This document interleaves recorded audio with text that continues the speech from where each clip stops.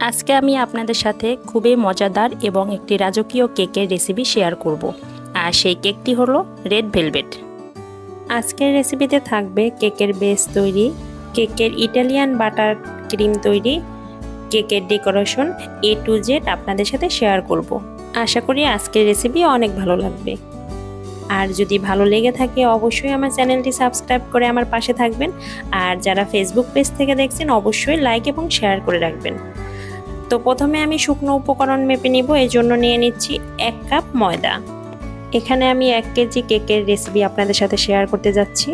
দিয়ে দিচ্ছি 1 টেবিল চামচ কোকো পাউডার। এখানে আমি মালয়েশিয়ান কোকো পাউডার ব্যবহার করেছি। বেকিং পাউডার দিচ্ছি 1 টেবিল চামচ।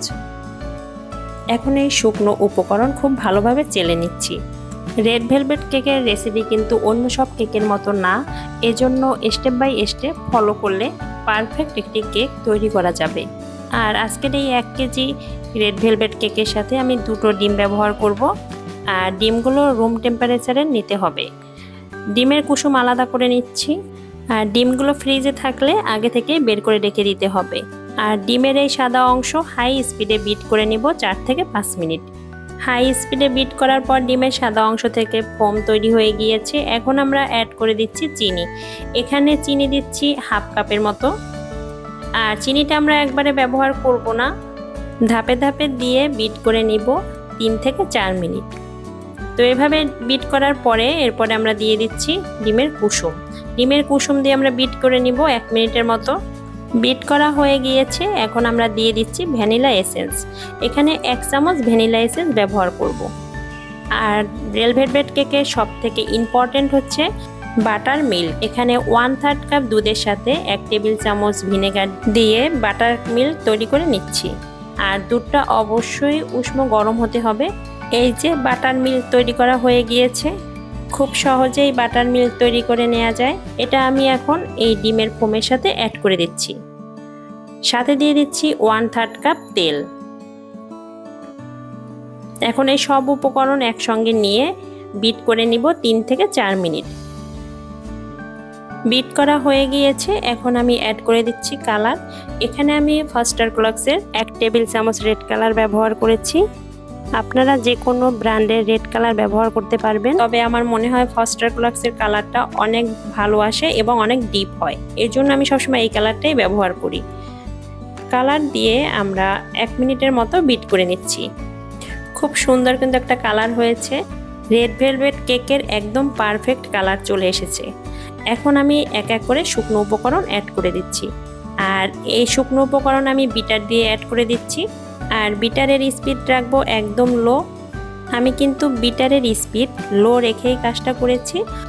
হয়তোবা দেখে মনে হচ্ছে আমি অনেক দ্রুত কাজটা করেছি, আসলে তেমন কিছু না। এটা ভিডিওতে আমি স্পিডটা বাড়িয়ে দিয়েছি। 7 ইঞ্চির একটা মোল্ড নিয়ে বেকিং পেপার বিছিয়ে দিচ্ছি। বেকিং পেপার দিয়ে তার উপরে কেকের ব্যাটারটা দিয়ে দিচ্ছি। আর আজকের কেকটা কিন্তু আমি চুলায় বেক করব। এর আগে অনেকগুলো ভিডিওতে আমি দেখিয়ে দিয়েছি চুলায় কিভাবে কেক বেক করতে হয়। পরবর্তী অন্য কোনো ভিডিওতে আবার শেয়ার করব। তো এখন আমি এটা চুলায় দিয়ে দিচ্ছি। অন্যদিকে এখন আমরা কেকের ক্রিম তৈরি করে নেব। আর এই ক্রিমটা হলো Italian butter cream. Red velvet কেকে সবসময় এই ক্রিমটাই ব্যবহার করা হয়ে থাকে। আর এই ক্রিমটার টেস্ট অন্য সব ক্রিমের থেকে একদম আলাদা এবং খেতেও অসাধারণ হয়ে থাকে। এখানে আমি 3টা ডিম নিয়েছি, তবে ডিমের কুসুম আমরা ব্যবহার করব না। ডিমের সাদা অংশ বিট করে এরপরে একটা ফোম তৈরি করে নিব। কুসুম আলাদা করে নিয়েছি। এখন এই হাই স্পিডে বিট করে নিচ্ছি ডিমের সাদা অংশ। ততক্ষণ বিট করব যতক্ষণ এই ডিমের সাদা অংশ একটা ঠিকঠাক ফোম না হয়। এই তো ডিমের সাদা অংশ থেকে সফট একটা ফোম তৈরি হয়ে গিয়েছে। এখন এই ডিমের সাদা অংশের সাথে অ্যাড করে দিব চিনির শিরা। এখানে আমি 1 কাপ চিনির সাথে 1/2 কাপ জল অ্যাড করে চিনিটা জাল দিয়ে শিরা তৈরি করে নিয়েছি। আর এটা গরম অবস্থাতেই ঢেলে দিতে হবে। এই ফোমের ভিতরে দিয়ে বিট করে নিব হাই স্পিডে 5 মিনিট। আর এই চিনির শিরা কোনো অবস্থাতেই ঠান্ডা করা যাবে না, তাহলে দলা পেকে যেতে পারে। আমি ভিডিও করতে গিয়ে আমার চিনির শিরা কিন্তু দলা পেকে গিয়েছিল। 4-5 মিনিট হাই স্পিডে ডিমের ফোম বিট করে নিচ্ছি এবং একটা সফট ক্রিম তৈরি হয়ে গিয়েছে। এখন আর বিট করব না। এখন এই ক্রিমটাকে ঠান্ডা হওয়ার জন্য রেখে দিব 1 থেকে 1.5 ঘন্টা। যেহেতু চিনির শিরা গরম ছিল, এই জন্য ক্রিমটা কিন্তু এখন অনেক গরম। যতক্ষণে ঠান্ডা না হবে ততক্ষণে এই ক্রিম আমরা ব্যবহার করতে পারবো না। আর ফ্যানের নিচে অথবা ফ্রিজে রেখে এই ক্রিম ঠান্ডা করা যাবে না। তো আমার ক্রিমটা কিন্তু ঠান্ডা হয়ে গিয়েছে, প্রায় 2 থেকে 2.5 ঘন্টা সময় লেগেছে। এখন আমি এটার ভিতরে অ্যাড করে দিচ্ছি 100 গ্রাম বাটার। আর এখানে আপনারা সল্টেড বা আনসল্টেড দুটো বাটারই ব্যবহার করতে পারবেন, এটা নিয়ে কোনো সমস্যা নেই। তো বাটার দিয়ে আমি বিট করে নিচ্ছি 4 থেকে 5 মিনিট। 4 থেকে 5 মিনিট এভাবে বিট করার পরে আমাদের ক্রিম কিন্তু তৈরি হয়ে গিয়েছে। ক্রিমটা কিন্তু একটু নরম মনে হবে, বাট ফ্রিজে রাখলে আবার শক্ত হয়ে যাবে। এর সাথে আমরা অ্যাড করে দিচ্ছি 1/3 কাপ এভার হুইপ ক্রিম। আর এই ক্রিমটা দিয়েও আমরা বিট করে নিচ্ছি 3 থেকে 4 মিনিট। 3 থেকে 4 মিনিট বিট করার পর এখানে আমরা দিয়ে দিচ্ছি ক্রিম চিজ। এখানে 1/3 কাপ ক্রিম চিজ ব্যবহার করব। আর এই ক্রিম চিজ যে কোনো বেকিংয়ের দোকানেই কিনতে পাওয়া যায়। এখন 2 টেবিল চামচ দিয়ে দিচ্ছি কনডেন্স মিল্ক। আর এই উপকরণ দুইটা অ্যাড করার পরে বিট করে নিচ্ছি 3 থেকে 4 মিনিট। 2 থেকে 3 মিনিট বিট করার পরে ক্রিম তৈরি হয়ে গিয়েছে।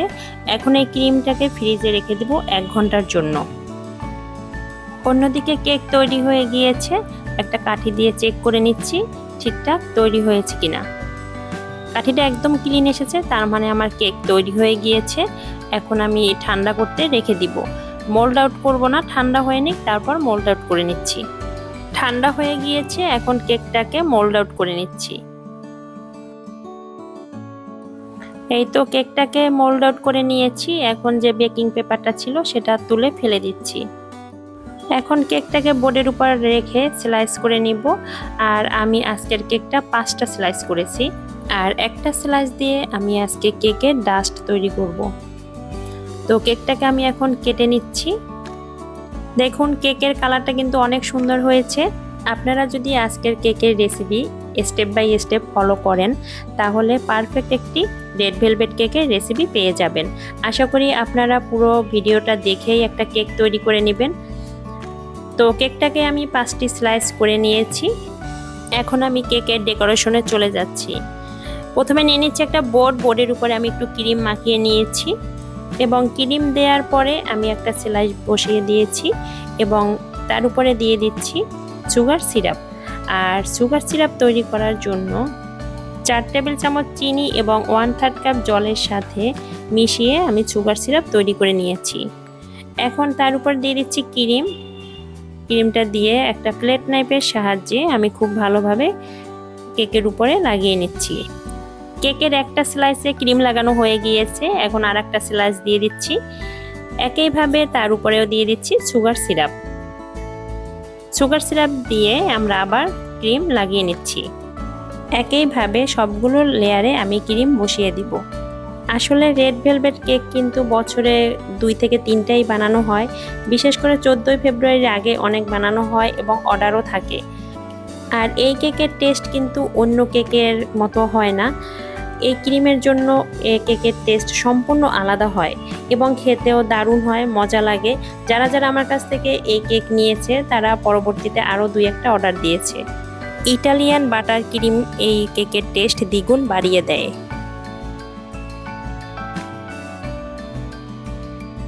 কেকের সব লেয়ারে ক্রিম লাগিয়ে নিয়েছি। এখন আমি এই কেকটাকে ফ্রিজে রেখে দেব আধা ঘন্টার জন্য। আধা ঘন্টা পরে ফ্রিজ থেকে নামিয়ে এখন ডেকোরেশন করে নিব। রেড ভেলভেট কেক মানেই হচ্ছে হোয়াইট ক্রিম দিয়ে কাভার করা। তো আমি পুরো কেকটা কাভার করব হোয়াইট ক্রিম দিয়ে। ক্রিম লাগিয়ে নিচ্ছি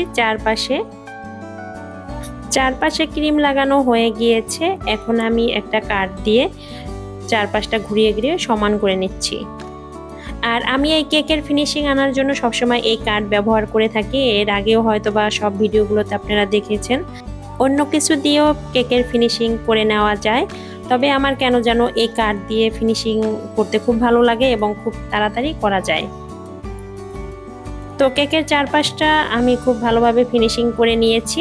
এখন আমি উপরে ক্রিম লাগিয়ে দিচ্ছি। উপরটা খুব ভালোভাবে ফিনিশিং করে নিব।